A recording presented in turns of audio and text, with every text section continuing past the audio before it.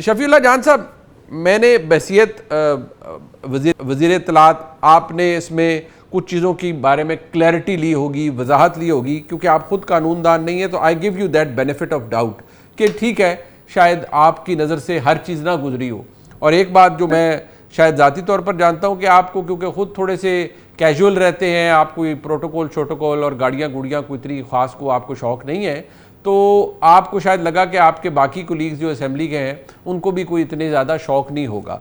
लेकिन अब जो मामला सामने आया और वज़ीर आला साहब ने क्योंकि उससे एक्नॉलेज कर लिया है, तो अब आपको ये तो पता लग गया है ना कि गलती हुई है, और कम से कम अगर ये एक अपोजिशन मेंबर की जानिब से आ गया था ये तरमीम, तो पाकिस्तान तहरीक इंसाफ को इसे सपोर्ट नहीं करना चाहिए था। सबसे पहले मुनीब साहब आपका शुक्रिया। देखिए, जहां तक इस बिल का ताल्लुक है, इस पे काफी डिटेल गुफ्तगू कल भी हुई है और आज भी काफी सारी चीजें वाजे हो गई हैं। देखिए, बात यह है कि कैबिनेट के सामने जो ड्राफ्ट आया था, जिस कैबिनेट का मैं हिस्सा हूं, उस कैबिनेट में जो ब्लू पासपोर्ट के हवाले से था, उसमें ना तो स्पाउस ऐड था और ना ही बच्चे ऐड थे और ना ही लाइफ टाइम का कोई जिक्र था, जिसका जो मिनट्स में आपको अभी फॉरवर्ड भी कर सकता हूं।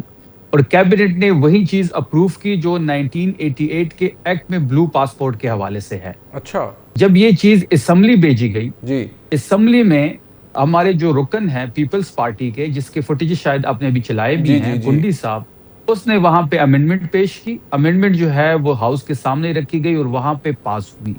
तो वो जो चीज थी स्पाउस वाली, जो लाइफ टाइम वाली और जो बच्चों वाली थी, वो वहां पे ऐड हुई। आप कितने सर आप वहां मौजूद थे असेंबली में जिस दिन इस पे वोटिंग हुई है? नहीं, मैं जाती तौर पे तो वहां मौजूद कितने मेंबरान वहां पाकिस्तान तहरीक इंसाफ के मौजूद थे? क्या वज़ीर आला थे, नहीं थे? देखिए, ये आप फुटेज देख लें तो ये यस और नो के जरिए ही ये अमेंडमेंट जो है पास होते हैं। बिल्कुल, तो वो यस की आवाज आई होगी, नो की आवाज तो कहीं से हमें सुनाई नहीं दी। और मेरे पास एक्यूरेट फिगर भी नहीं है उस दिन का। लेकिन ये चीज मैं सिर्फ आपको ये क्लैरिफाई कर रहा हूं कि कैबिनेट से जो चीज हमसे होके गई थी, उसमें ब्लू पासपोर्ट वही था जो 1988 के एक्ट में था। उसमें ना स्पाउस ऐड था, उसमें ना बच्चे ऐड थे, ना ही लाइफ टाइम का कोई चीज ऐड थी। अफरीदी साहब उस कैबिनेट को हेड कर रहे थे और उसके बाकायदा मिनट्स भी मैंने निकाले। अब क्या मौक़िफ़ है आपका अफरीदी साहब का, आपका कि नहीं होना चाहिए ना, आपको नहीं चाहिए स्पाउस के लिए? जी बिल्कुल, आज बिल्कुल अफरीदी साहब ने ये कहा है कि जो चीजें अवाम जिस पे तनकीद कर रही है, जिस पे हमारे जर्नलिस्ट तनकीद कर रहे हैं, ये तमाम तर चीज़ों को रिविजिट किया जाए, तमाम पार्लिमानी लीडर्स को बैठाया जाए। स्पीकर खैबर पख्तूनख्वा को ये डायरेक्शन दी गई है कि जो भी इस किस्म की मुतनाज़ा चीज़ें हैं उसको रोका जाए, उसको ना पास किया जाए।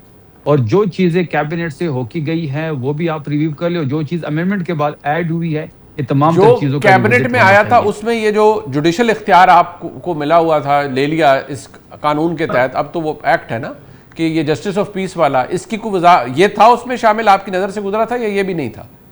नहीं, ये था, बिल्कुल ये था। ये ब्लू पासपोर्ट वाला नहीं था। देखिए, इसमें ऐसी काफी सारी चीजें हैं मुनीब साहब। अगर आप 1988 के एक्ट को उठा लें और शायद आपके पास 2026 का एक्ट होगा, मेरे सामने ये पड़ा हुआ है। अच्छा, ये तमाम तर 99% चीजें इसमें हैं, सेम है। नहीं, जस्टिस ऑफ पीस वाला जो जुडिशल इख्तियार है वो था, वो तो नहीं था। जुडिशल इख्तियार का जो है ना, वो भी इसी तरह नहीं है। जिस किस्म के 22A होता है कि पुलिस FIR दर्ज नहीं करती जी, तो वो FIR की दर्ज करने का जो इख्तियार है वो उसमें सिर्फ दिया गया है, उसमें ऐसी और कोई चीज नहीं है। आप अगर उसको गहरा डिटेल में पढ़ेंगे तो आपको ये सारी चीजें जो है मैं वही अर्ज कर रहा हूं, समझ आ जाएंगी। जर्नलिस्ट की बात थी जी, जो साफियों के हवाले से है मामला, फ्रीडम ऑफ स्पीच की बात थी। आज रिपोर्टिंग प्रेस कॉन्फ्रेंस भी जी, मैंने आज प्रेस कॉन्फ्रेंस भी की, शायद आपने इसको कवर भी किया होगा। जी जी, तमाम जर्नलिस्ट वहां पे मौजूद थे। ठीक है, हमने ये कहा कि सिर्फ जुर्माने बढ़ाए गए हैं और कोई भी कदगन नहीं लगाया गया। अगर जर्नलिस्ट कम्युनिटी ये समझती है कि जो जुर्माने हैं वो ज्यादा हैं, ये जो जुर्माना 1988 के एक्ट में था वो 200 रुपए था, अभी लाख रुपए तक चला गया है, तो हम इसको मजीद कम भी कर सकते हैं।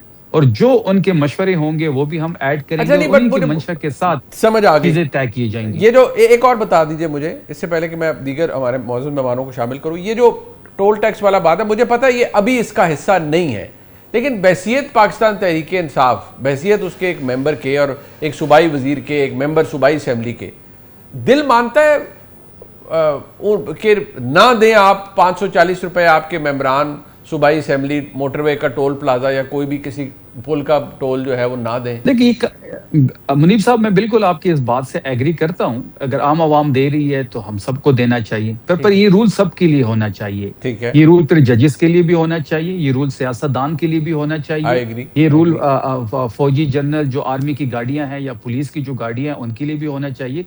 फिर अक्रॉस द बोर्ड हर चीज होनी चाहिए। अच्छा। मैं तो कल से ये बात कर रहा हूं कि अगर एक एमएनए को जो भी मराद हासिल है वो आप तमाम पार्लियामेंटेरियंस को दे दें, या तो फिर एमएनएस की भी काट लें, या तो ये फर्क नहीं होना चाहिए। मतलब ये जो ठीक है, फर्क जहां हो जाता है वहां से इश्यूज बनते हैं। डिस्क्रिमिनेशन नहीं होनी चाहिए। प्राय साहब, आपने ये बात सुनी है, मैं क्योंकि इसमें ना तहरीक इंसाफ के अंदर से भी बहुत तनकीद हुई। मैं अभी देख रहा था ये खुर्रम ज़ीशान साहब, उन्होंने शफी जान साहब की ट्वीट पे ही ट्वीट किया हुआ है कि उज़र गुनाह बदतर गुनाह और बजाय शर्मिंदा होने के उल्टा झूठ और गुमराहकुन और मज़क्का खेज बताते हैं। अब ये तहरीक इंसाफ के अपने लोग हैं और ऐसा भी नहीं है कि कोई नए लोग, ये वो लोग हैं जो इमरान खान साहब के साथ सालों से हैं और ये तहरीक इंसाफ की हुकूमत पर भी तनकीद कर रहे हैं, वज़ीर इत्तलात पर, वज़ीर आला पे, सब पे तनकीद कर रहे हैं।